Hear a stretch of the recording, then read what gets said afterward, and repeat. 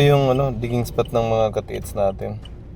So nagbutas sila dito ng malalim, nasa mga 15 feet na sila dito bago sila nag-farite papunta dito.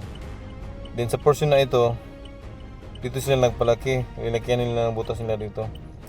Umabot sila dyan ng mga nasa 4 meters yung lalim nila, pero wala talaga dito walang detection dito, wala. So kaya nag-recommend tayo na tingnan yung nasa may southwest direction kasi possible na nandun yung target na kanilang hinahanap. So ito mga katiits, nung pumunta tayo sa may southwest direction, mayroong markers doon na nagtuturo papunta sa west direction. Okay, so nung pumunta tayo sa west direction, doon tayo nagsagawa ng ground scanning. So nagkita natin na mayroong box anomaly sa ilalim na yun. Kaya na-confirm natin base sa symmetrical shape nito na mayroong kakaibang object sa ilalim.